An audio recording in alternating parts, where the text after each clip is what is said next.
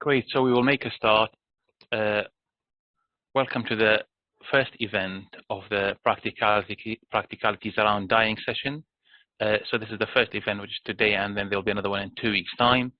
My name is Nhs, and I'm a GP in Hondine Surgery, and I'm also the Clinical Director for Southeastern Hampshire, area of Hampshire, Southampton, and Isle of Wight Clinical Commissioning Group. Before I start the meeting, we'll just go through some meeting rules. This session is going to be recorded, so if you would prefer not to be identified, please use the available function to rename yourself. You can hover the mouse on the right-hand side where your name is, and under participant, you will see there is an icon called rename, so you can rename yourself as guest or whatever you'd like to rename yourself. Please stay muted and keep your camera off. That is just to improve the connection network. And we have great 4 speakers today who I'm very grateful for, and for supporting us with this event. They will be turning their camera on when they speak and do their presentation. However, if the connection becomes weak, they might turn their camera off, but they will continue their presentation. If you would like to ask a question, please use the chat function. As you see at the bottom of the screen in the middle, there is a chat function. You can put your question there, and what we will do after each presentation or session, we will try to go through the answers. Each session will last for about 20 minutes. 12 to 15 minutes is about the presentation time. Then we will have 5 to 8 minutes for questions. If we cannot manage to answer, if there are many questions and we cannot finish them at each end of each sessions, we will get the answer and send it to you after the meeting. At the end of the meeting, we will provide you with some contact details if you have further questions. Great, so next slide, please.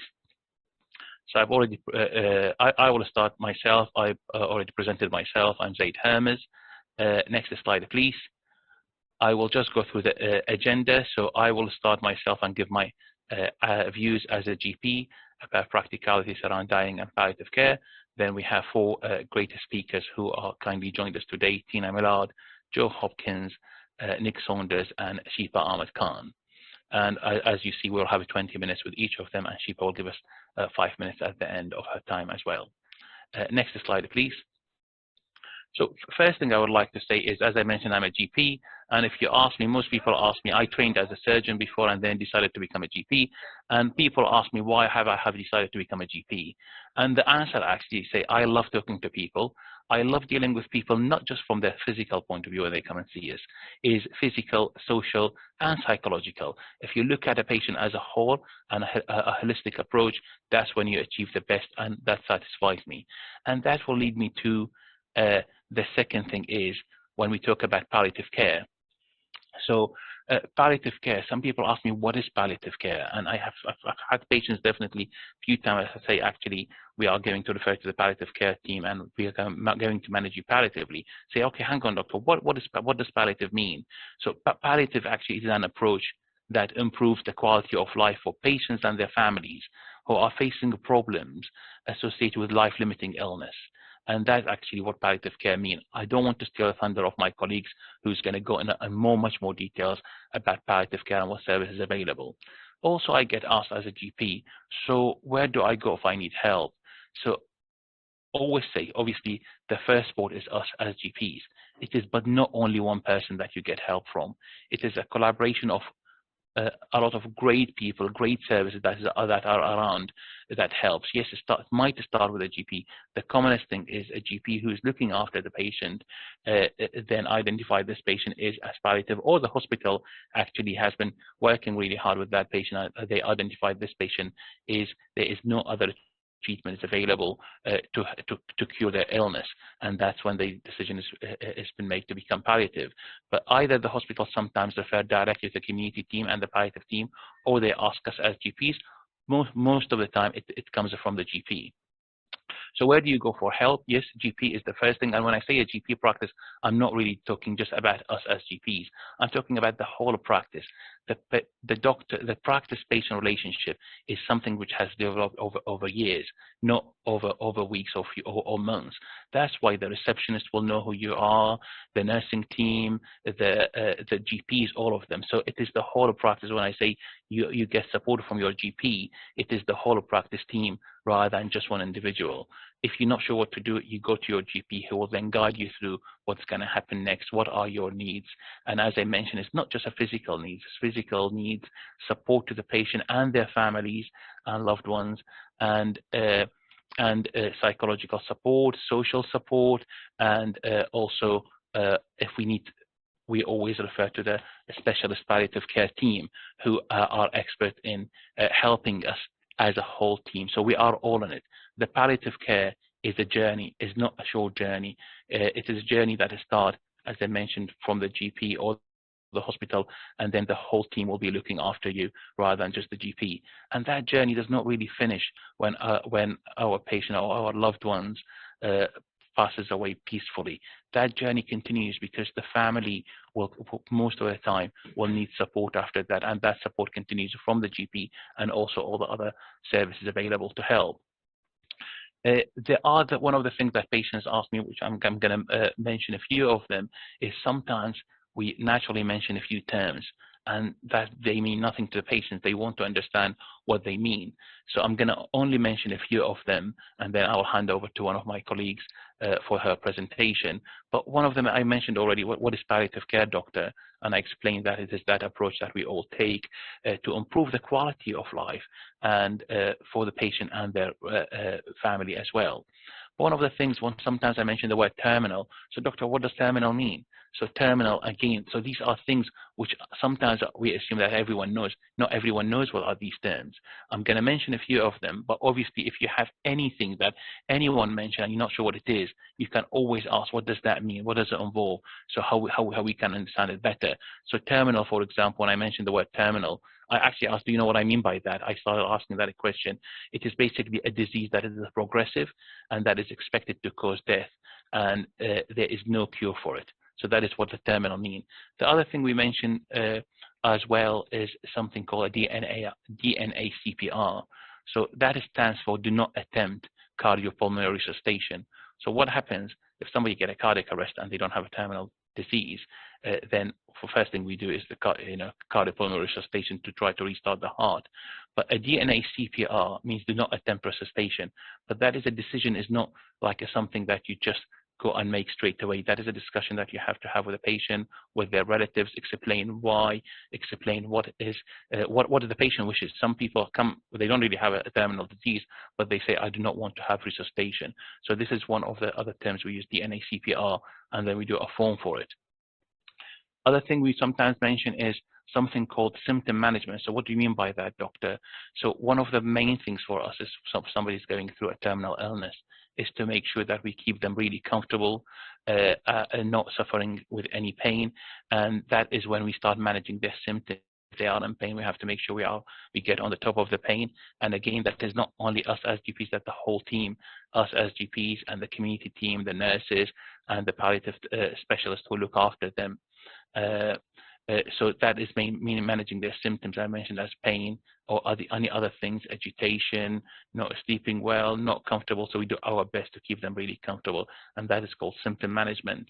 One of the other terms as well we use is hospice. So when I mentioned the hospice to the patient, they didn't actually know what is the hospice. So again, it is my job to explain to them in the beginning, what does the hospice mean? So hospice is basically a care program that provide a centralized program. And again, my colleagues will go into more details about that, but about what available, what support they can give the patients who are going through their palliative journey, and what support they can give the patients and their family. So these are a few of the terms. The other one as well we use sometimes is end-of-life care. So again, I get loads of people, what do you mean by that? So it's when we have identified a patient who's got a disease which is progressing and is going to cause death at some stage, is we make a plan for them, which is called end-of-life care. What are their wishes? Where would they like to be cared for? It is the doctors, the clinicians, nurses, and their carers as well who are involved will be all part of that care plan. There's something we call future planning template, which actually we sit down with the patient and go through everything. What are we expecting to do? What are their wishes actually? Where would they like to be cared for? At home, at the hospice, in the hospital. So these are all the options we go with and make a plan that we all agree. And that plan can always get reviewed as well. So when we make a plan for the patient, and if the patient and their loved one want to actually change something or ask us about actually what happened in this case, then you can go and edit the plan. So as I mentioned, I don't want to go on and on because there are quite a lot of terms. If you have any terms that you're not sure what they mean, you can always ask us, ask your GP and email us about it, and we will be very happy to answer any questions. So just before I hand over to any of my colleagues, has there been any questions, Gina? No questions at the moment, Zaid, so happy if we carry on. Perfect. So thank you very much. I am sure there will be more questions when we go through the breast. Yes, so I will hand over to my colleague Tina Millard, who is going to talk to us about Rowan's Living Well Centre, and I will ask Tina to introduce herself and then start her presentation, please. Thank you, Zaid. My name is, as just said, Tina Millard, and I'm representing the Rowans Hospice Living Well Centre. My background is I am a clinical nurse specialist in palliative care, and I partly work at the Living Well Centre, and I partly am part of the specialist palliative care team for Southern Health. So it's a little bit of a whistle-stop tour, but hopefully if there are any questions, please do put in the chat box for maybe to answer at the end. So what is the Living Well Centre? So it is adjacent to the Rowans Hospice, which has been part of the community for a very long time, and the Living Well Centre is next door in Purbrook in Waterlooville. It's a purpose-built building that was opened about 4 years ago, and the whole remit of the building and the staff that work there is to try and engage with people at a much earlier time with their palliative condition, or another term that we use is a life-limiting progressive illness. Now, what are those things? They are things like obviously cancer, but a lot of other conditions as well.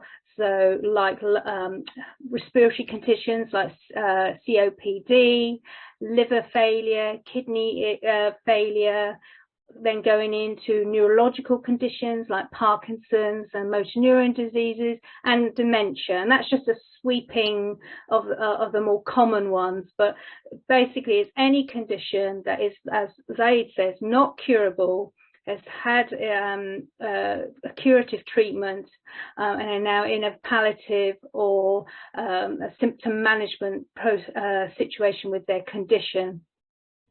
So within that Living Well Centre, we are open to anybody who are either living with that condition or are a family member, a carer, or as Zaid said, the care should not stop when that loved one has died. The care should continue, and that's what we also offer, support through bereavement. I think what really is important with us at the Living Well Centre is that you do not have to have a formal referral from any healthcare professional. You can just ring us and make contact with us or email us and discuss what concerns or issues that you have. Now, Zaid just gone through a whole gamut of terminology and things that people could encounter in their situation of their illness, and that can be overwhelming. So we don't have a remit, we don't have a sort of certain criteria. It's just you come in whatever issue or concern that may be, because quite often it's trying to break down what those things mean to you as an individual, and your family members may be in a different place. So we're open Monday to Friday, 10 till 4. And obviously currently because of COVID, we are only doing face-to-face sessions. So you can ring us any time and then we will make an appointment if you need to have that, to make an appointment for you to actually come into our building. So what do we actually offer? So next slide, please. So we offer a whole range of different services in our purpose-built building, from physio. We have a sort of a fully equipped gym. So you think, oh goodness me, but it's actually quite often people have significant symptoms of fatigue where they haven't got very good energy levels, they've got breathing problems. So we do a lot of chair-based exercise programs, and that's with our own physios and occupational therapists. We go through to we have lots of complementary therapies. We have trained nurses who will, if there's particular issues with sort of looking beyond your illness when you may be less well and being at home, what service you may need, and again about this thing called future planning that takes time to sort of break down sometimes what your wishes are. So our nurses will be able to sort of do a little program to help support you complete those wishes, and so you feel you're in a better place to talk to your family. We do specific groups for motor neurone disease, and we also have a veterans drop-in. We have a dedicated citizens advice program, because obviously finance can be a big issue for people. So overall, we run about 45 different core courses and services for people. So next slide, please. And as I said, obviously there's a slightly reduced in regards to COVID in with the groups that we do. There are a few functioning at the moment, but within this period of COVID, what our nurses have been doing, and our fantastic volunteers that we have trained with us also, so they've had their own caseloads, and when somebody approaches us and we make a formal contact together and a plan, they have been having regular phone contact. So they may be having GP support, but it might be intermittent. Their symptoms or their condition may be relatively stable. Unfortunately, they may not have any sort of future contact with the hospital. So we try to fit that gap of offering that continuity of some support for people when actually sometimes you can feel quite isolated when you've been given that news of, I've got a palliative condition, things aren't near, there's nothing more people can do for me, so what do I do? So we try and bridge that gap between having more in-depth services being in the home, or possibly that's later on in that time being in the inpatient unit of our hospice. It is that time before that hopefully we can support that person and their family and look at the holistic needs that they have, and they are vast and varied, but we hope to think that we're able to support those individuals. Next slide, please.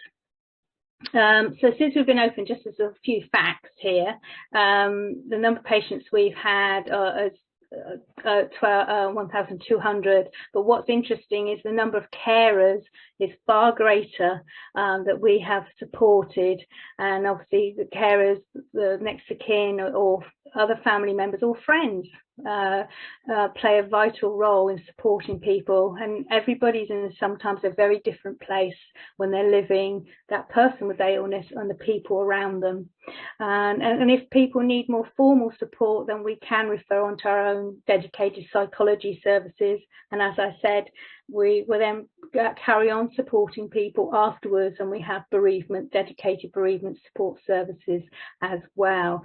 And the whole area that we cover, and that's the Living Well Centre and the Rowans Hospice, is Portsmouth City, South East Hampshire, which is down to Emsworth and Hayling Island, across over to Fareham and Gosport. So we do cover a vast area, and at the moment, as I said, a lot of our services we can do virtually as well, so we do virtual contact with people as well. Next slide, please.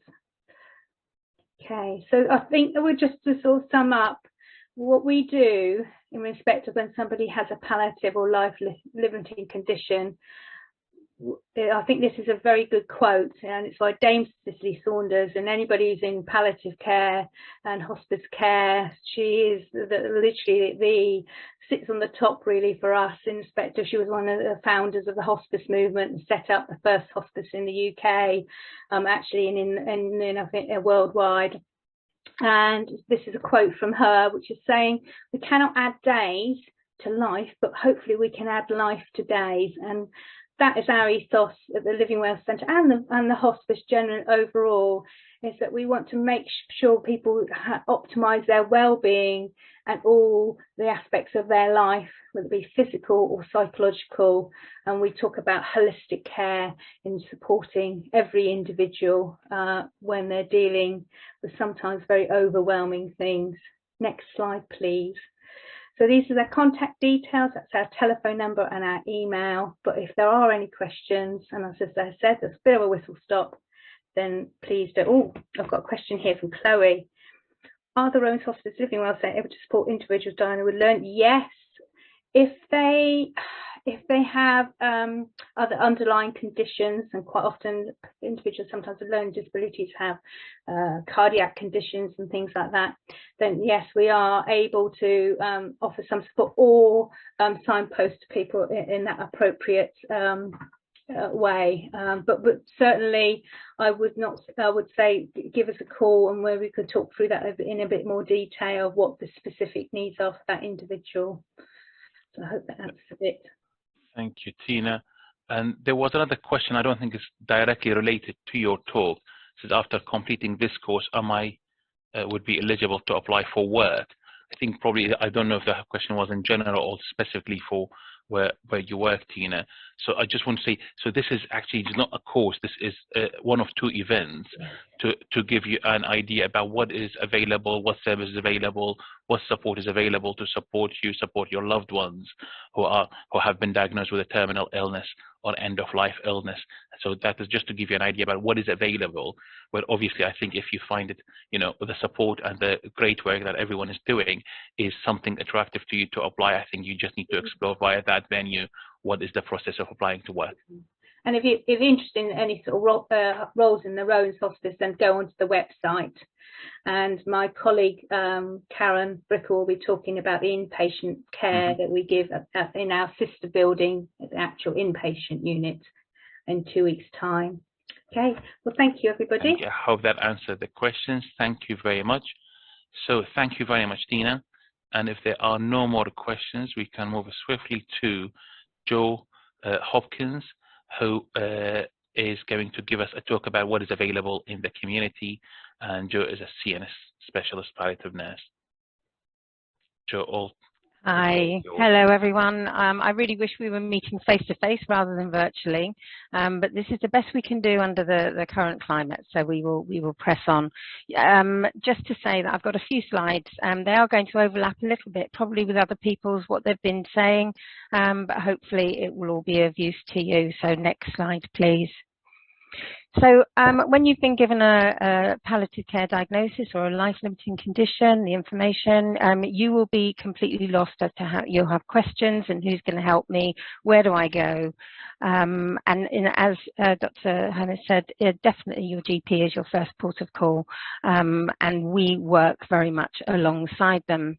Our aim is looking at promoting your wellness and focusing in on that and keeping you as well as we can for as long as we can, and that is our absolute aim.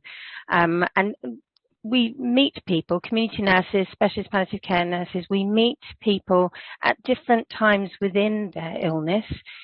Sometimes we see them very early, sometimes we see them when they're having perhaps what's called palliative chemotherapy or palliative radiotherapy, or it might be towards end of life, and we might drop in and out of their journey, their palliative journey. So next slide, please.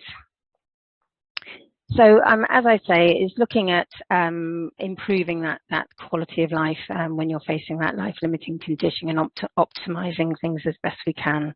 Next slide, please. So here we have a scenario. You've got the patient in the middle, and these are all the different services that are around that will support you and your family. So you have your family and your carers. QA is still going to be involved possibly, or another hospital, depending on what area you're in. They will possibly still be involved in your care, but less so. Your GP, hugely important. We've heard about the Rowans, the Living Well, and the hospice at home. You're going to hear about that team also. I'm going to be focusing on community nursing and specialist palliative care and how we can help. And I've nursed people within their own homes probably for 35 years. I've got to say that quite quickly because it makes me feel a bit old. Yeah, I think that is the best place to be caring for people in their home. Yes, we need to access the hospital for certain procedures, but then my view is let's get them back home as soon as we can. Sometimes we need support from other professionals in order to do that. So if we're looking at community nursing, how would we contact them? Where do we go, and how do they fit in? So could I have the next slide, please? So as Dr. Hermes said, I mean, we all work in collaboration, and please don't feel that you know, if one team is involved, the other one can't be, because actually all those people are working together in order to support you as best we can. And we might look at, well, how do we go about doing that? So if we go on to the next slide, and we're looking at how do we access community nursing. So your GP will normally refer through. It might be the hospital refers through, and certainly patients themselves, families or carers can refer through to community nursing. And I suppose that the fear is, well, yeah, do we understand what they do? So if I just try and run through, we link in, as I said, collaboratively with the GPs. We have meetings with them on a monthly basis, and we talk about all the patients that we are involved in. It might be that the GP said, I've seen someone just recently, they've had some bad news, and actually they'd really benefit from some support for you. Now let's have a look, what do community nurses do? Next slide, please. So they are your absolute key coordinators of your care. They are registered nurses. We do have certainly healthcare support workers that work alongside the registered nurses. So sometimes there'll be a trained nurse, sometimes it might be that a healthcare support worker visits you. The focus is, yes, they see you in your own home at your invitation. So they will come, they will assess you, they will do an introduction, they will tell you how they're going to help, and they'll agree perhaps a care plan. So they'll try and get an understanding of what you want from your future planning. As Dr. Hermes suggested earlier, I mean, it is about you making some plans for yourself as to what you want, what your family wants, but you can't do that without understanding what's out there. So what do community nurses actually do? So they wear a uniform, which gives you a clue that they do some hands-on stuff. So they are able to support with perhaps it might be wound care management, it might be pressure relief, they might be supporting with giving of medication. Sometimes they can give injectable medication if it's needed. They might even be teaching you or your carers how to do certain things to keep you as independent as you can be, because we don't want to take away your own level of what you're able to do for yourself. We don't want to come and wrap you up in cotton wool. We want you to be getting on with your life and doing as much as you can, getting out there and being as well as you can, but supporting that with what you might need from us. So we will be assessing your care needs. We will be looking at what is it you're needing. And that might be physical care, it might be wound management, it might be looking at your symptoms, it might be, well, if you've got symptoms, are they being managed? And we will do our best to advise or guide. We might need to pull in the GP to help support with that. It might be that we actually need to pull in the specialist palliative care team because it's becoming more complex. And we can certainly do that. As people become less well, sometimes they need some assistance in their care.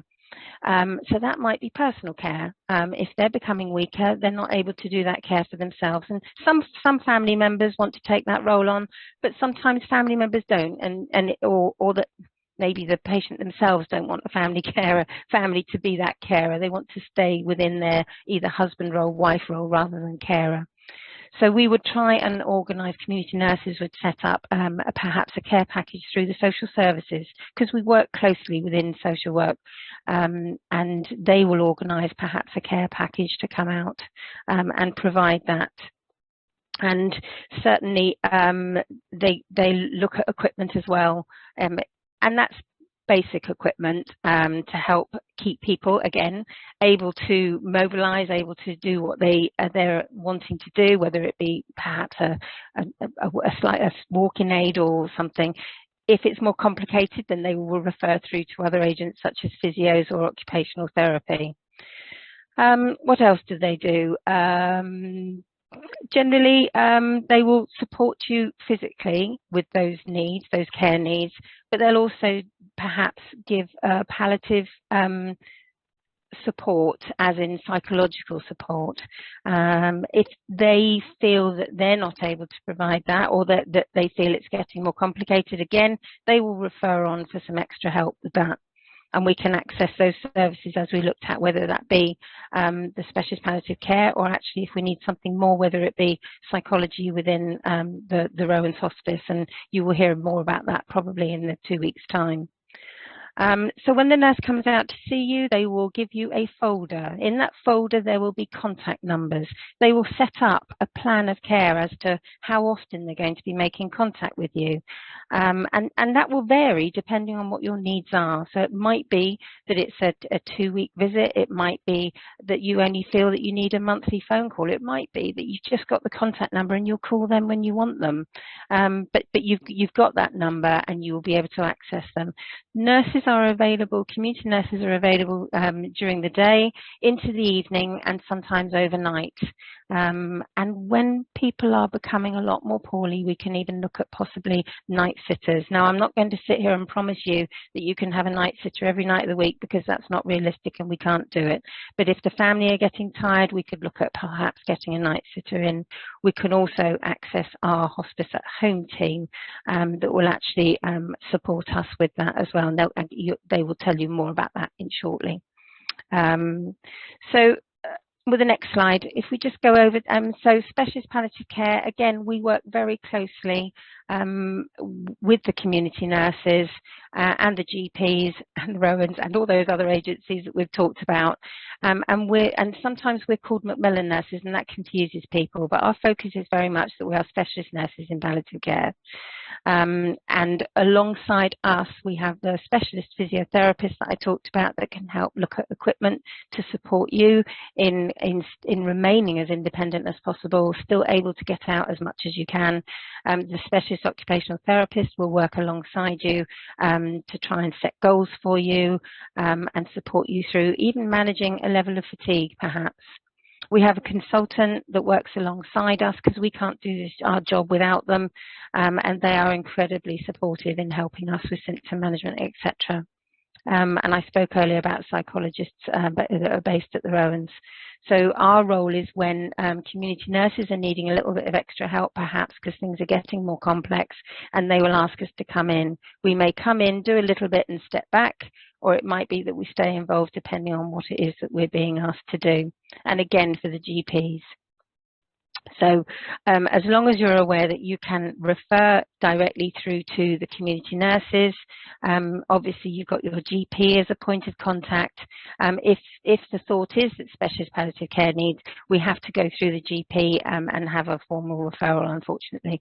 That's where we go. We need an awful lot of information to do that assessment. So I think, next slide.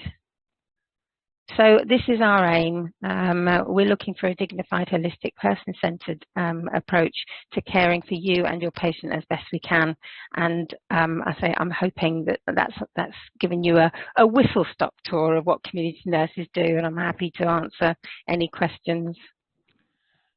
Thank you very, very much, Jo. That was absolutely great presentation and overview about what the great services you are offering.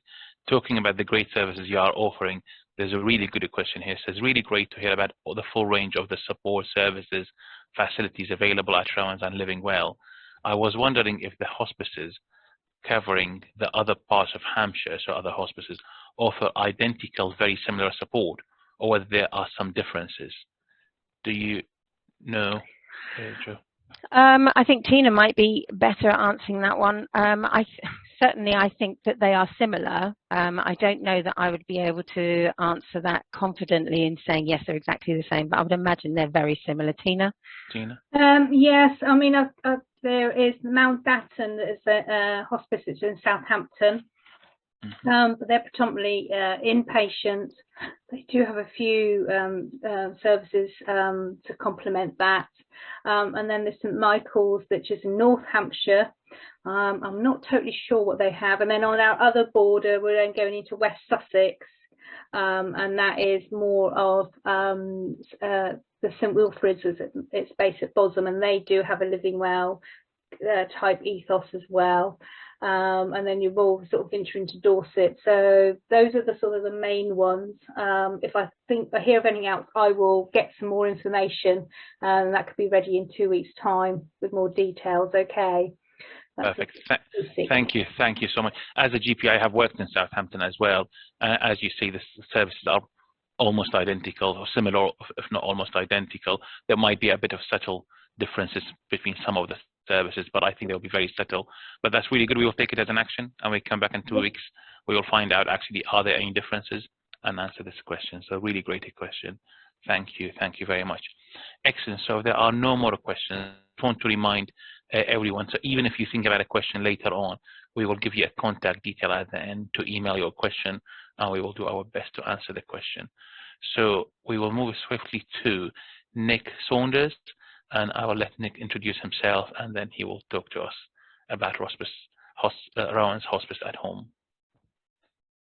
Well, thank you, Zaid. I am Nick Saunders, and I'm the nurse team manager with the Rowans Hospice at Home team. And it's my pleasure to talk to you this evening about what our service has been doing for the communities down here in South Hampshire. Next slide, please.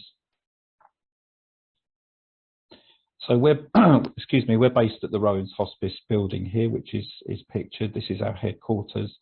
We're a mobile team, as you could probably surmise, and we try to emulate all the things that are done for patients here in the inpatient unit, but we deliver that care in the patient's home, and we do almost 8,000 of those visits a year. Next slide, please, Liz. So we serve the communities in Fareham, Gosport, Havant and Waterlooville and the surrounding areas. So as I think Tina mentioned earlier on, we go from almost the border of Southampton, Titchfield and Salisbury, right across to Emsworth. Heading north, we go about as far as Clanfield, that's halfway to Petersfield. And that's a population of over 400,000 people that we're covering there, so quite a big area. What about Portsmouth, Nick, I hear you cry? Well, Portsmouth City has an excellent end-of-life team all to itself, which is commissioned and staffed by our partners in the NHS. And so in order not to duplicate effort, we tend not to go down into Portsmouth City. That said, we do maintain very close links with our NHS partners in Solent, and occasionally we do help them out in the areas that we intersect. Cosham and Paulsgrove are good examples, which are actually geographically quite close to the hospice as well. Next slide, please. So the Hospice at Home team is a team of about 30 support workers and nurses. And as it says there, providing dignity and choice is vital to dying patients. And for some, that is distinguished by being cared for in their own home.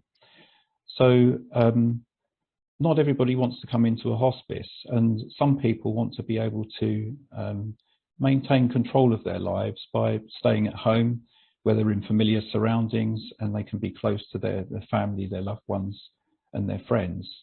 And quite often it's possible in a patient's home to be able to tailor that care much more closely to individual preferences that those people have. So, for example, sometimes perhaps the family wants to continue doing the personal care, or some patients live alone and they want to maintain their independence, even though they're approaching the end of their lives, and we can support them with that. So very much we're not there to take over, we're there to be alongside those patients and support them and give them the care that they wish to have. Next slide, please, Liz. So we work very closely with our partners in the NHS, so the district nursing teams that Joe's just been talking about, GP surgeries. It's probably important to mention at this point that even though the Rowans Hospice at Home team may be heavily involved with that patient, the GP still maintains ownership of that case and the management of it. So as Zaid was saying earlier on, it's very much a collaboration there, and the GP will still be writing quite often the prescription charts, and they will consult with us about what medication that patient needs, perhaps to best control their symptoms. And the NHS Specialist Palliative Care team, which I won't go over again because Joe's just spoken about that in some detail, but these are very expert nurses, and quite often the patients that they have will also be on our caseload, so we work alongside them very closely to make sure that that particular patient gets the best care that they possibly can. And the Specialist Palliative Care team that work for the Southern Health Foundation Trust also work out of the Rowans Hospice building, so that's very handy actually. Next slide please, Liz. We also work very closely alongside our colleagues in the inpatient unit here. The manager of that team, Karen Brickle, and I share the same office. We talk every day, and we're very aligned in our aims to give patients the best possible care that they can. And I do attend a meeting every week with my colleagues on the inpatient unit. And in the course of that meeting, it may come out that a patient who's being discharged home may benefit from our input, and so we can collaborate on that and make sure that discharge goes very smoothly. Next slide, please. So how do people get access to our service? Well, we receive referrals from the following communities of practice, so the district nursing teams, GP surgeries. Queen Alexandra Hospital has a palliative care team all of its own as well. I know that team very well. And often patients who are approaching the end of their lives in hospital say, actually, I don't want to stay here. I want to go home and end my life there, and we can support with that. And we can make that happen in very short order if the patient is close to the end of their life. We often call that a scoop and run. So we can assess patients in the hospital before they go home and establish what needs they have, and we can support them so that when they go home, everything's in place. Nhs Continuing Healthcare, so all the referrals that come through us, this organisation will be aware of them, and they're responsible for coordinating the care of all people in the community that are eligible for NHS care. And because of that, we can access some funding through the NHS in support of those patients. It doesn't cover the cost of the whole service, but it does offset it.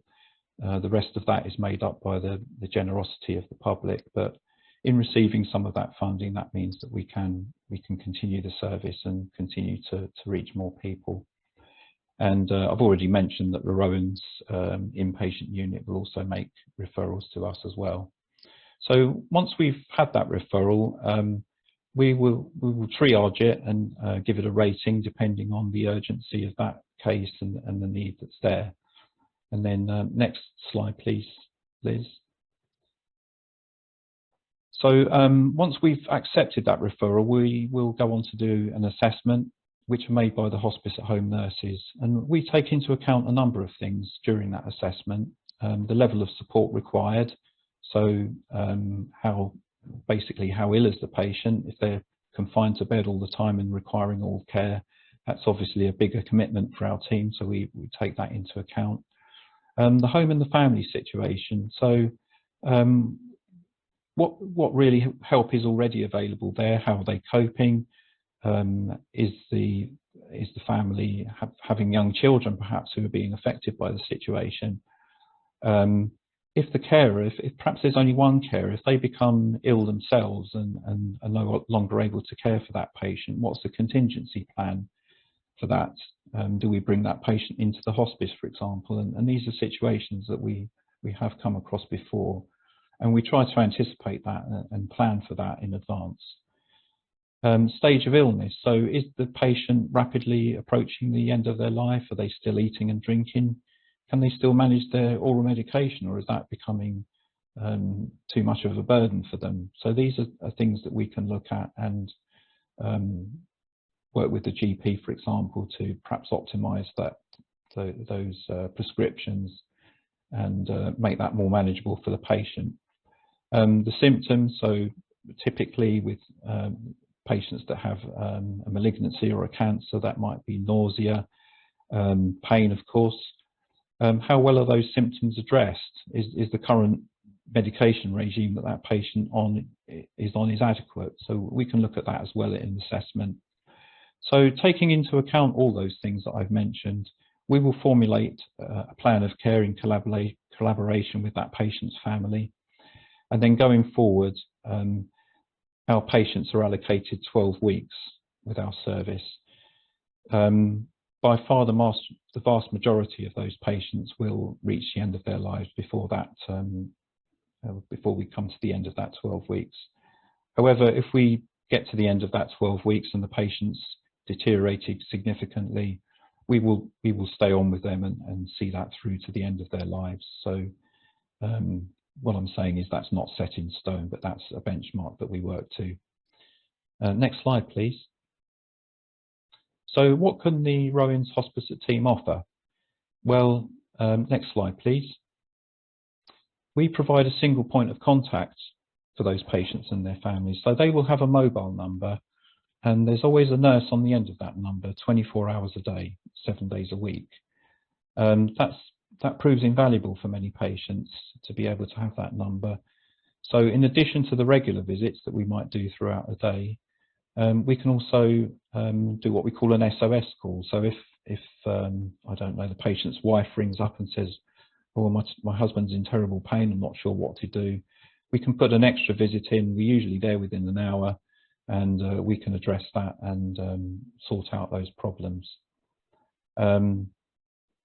As a single point of contact as well, we can also, as I've already alluded to, we can liaise with the GP and the district nursing teams, and even the paramedics. There have been a few times when patients rung up and said, "I'm on the floor," or their relatives have said they've fallen over. We can contact the paramedics, and we've often met them on site and helped out to get that patient back to bed or back in their chair. So, and also the other thing that we can do where patients' families are not in a position to do that is arrange to collect prescriptions from the pharmacy and bring that to the home. So next slide, please. So as well as the personal care and the symptom management that I've already mentioned, we offer psychological and spiritual support. A lot of that, the psychological support, is really being alongside those patients and giving them time to talk about what's going on for them and what's important to them.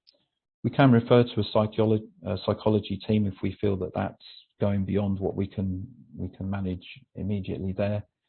We also can offer spiritual support, and that's really about what's focusing on what's important to that patient. So not everybody has religious convictions, do they? But we might find that their family is very important to them. So talking about that and what that means to them is often very important.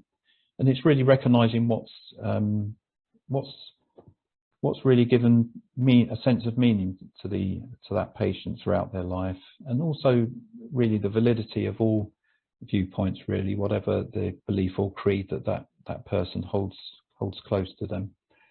So, and we also have a chaplaincy service available. Our chaplain, Carol Gully, will come out and see patients and support them with anything that they want to talk about.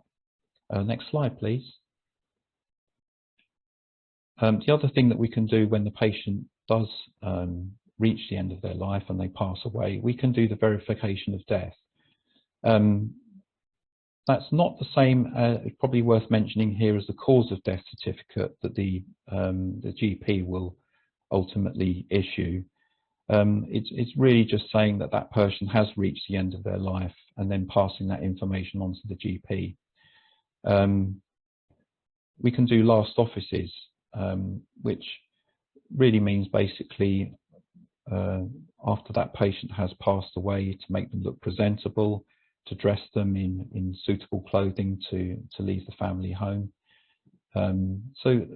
And also it means taking into account the beliefs and values of that family, and very much we're guided by their wishes in that respect. And those wishes are often very different. We have put a lady in a wedding dress.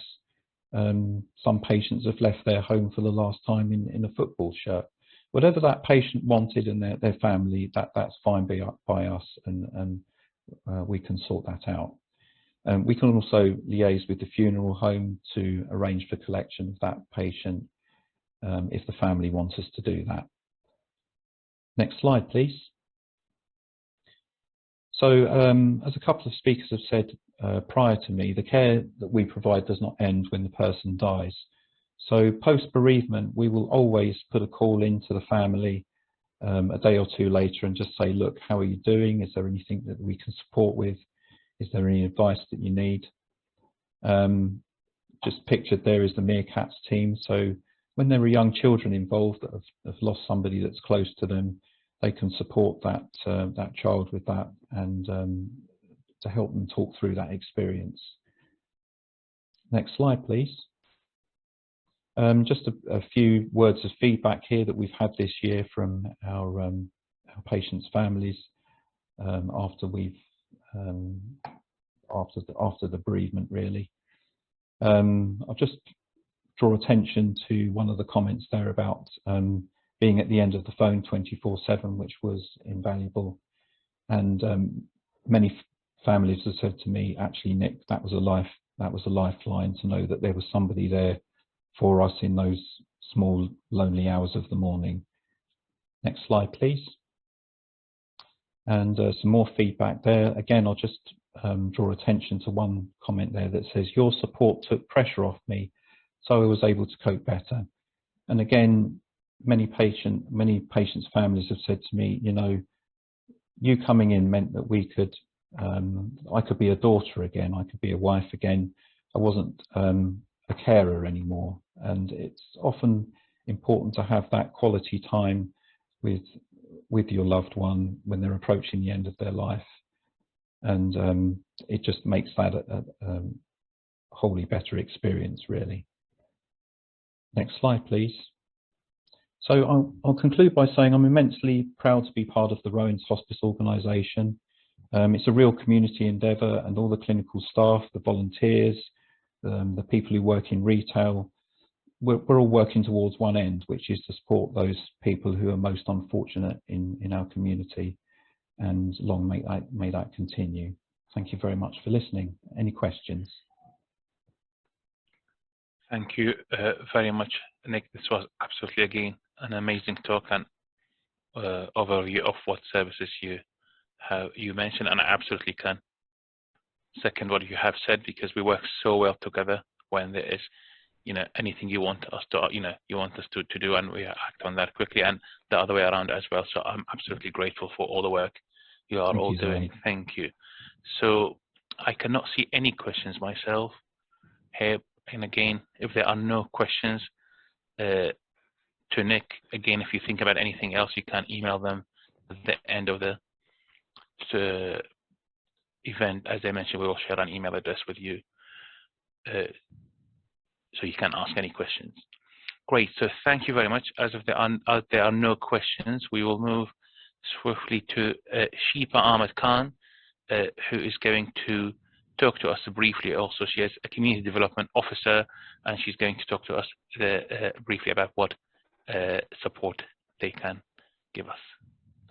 Thank you, Zaid, and thank you everyone for attending this evening. Thank you for your time. I just want to briefly introduce myself. My name is Shipa Ahmed Khan. I'm a community development officer. I have been working with community groups for over 20 years. My job has predominantly been in the Portsmouth area, so I will talk about Portsmouth, but what I can say is a lot of the services that we provide you know, there are similar, if not more interesting services, probably Hampshire-wide as well. So what I would urge is that you find out what is happening to you locally. So I work for the Independence and Wellbeing team, and that's part of adult social care here in Portsmouth.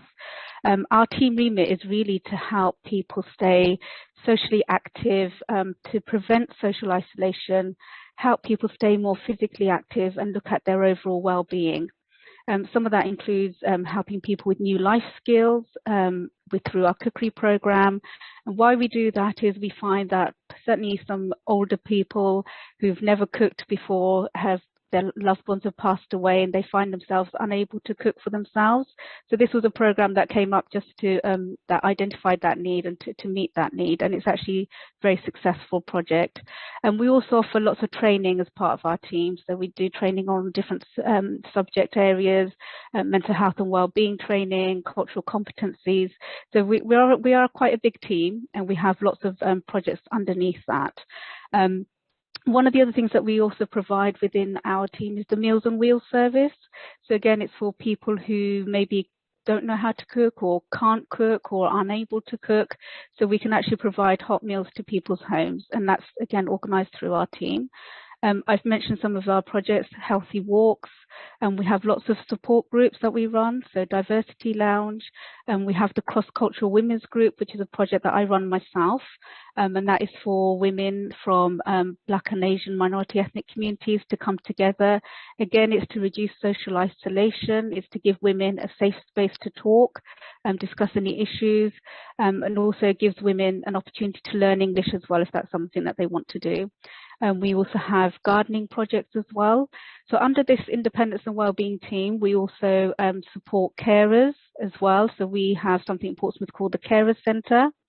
So Carers Centre supports people who are looking after loved ones at home. So I can give you an example. For example, my mum has been a carer for my dad for a number of years. And she's what's known as an informal carer. She does it because she loves my father. She does it because that's what we do for our loved ones and our family. But sometimes it can get a bit too much. So we need to be very mindful and careful that actually we look after ourselves as well as carers. And when it gets to that point, you can actually contact the Carer Centre. Actually, before you get to that point, contact the Carer Centre and they will give you some support and advice. If you need more formal paid carers to come in and support you, our team can also support you with that. So the adult social care team also looks after what we call care homes. So if you can no longer look after a loved one at home, your elderly parent, you know, is just not physically able to do that, or for whatever reason, you can get yourself a carer, an adult social care assessment, where a social worker will come to your home, they'll sit with you, they'll sit with your loved one, and then they'll discuss what sort of care packages can be put in place, what sort of support do you need to make your life easier, to make your loved one more comfortable as well. And often what they will provide is paid carers. So paid carers are people that will come in, they'll look at when you want that paid carer to come in. It could be early morning to help with breakfast. It could be to help that person with their bathing needs. So really they'll look at it as an individual case and they'll discuss with you what sort of support you need, how many hours in the week you need, and then they'll offer that support to you. So this is what adult social care does, but our main aim within the Independence and Wellbeing team is to try and keep people happy and healthy and socially active within their own homes. When that's no longer possible, that's when we then have referrals into care homes and other support and carer support as well. So in terms of really the message that I want to get across today is that there is a lot of support out there. You've heard a lot of our other speakers who've talked about all the services they provide. There is support out there. There are support groups out there. There are low-level intervention groups out there.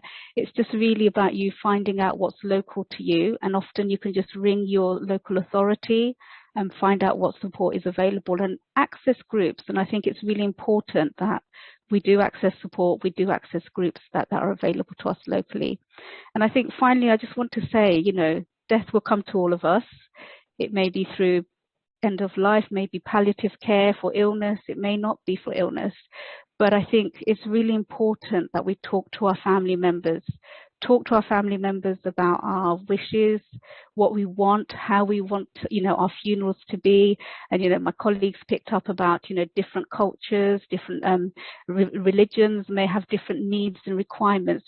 Talk to the services. If that's something that you need, talk to the services. Talk to your loved one before they pass away and really, understand what their wishes are.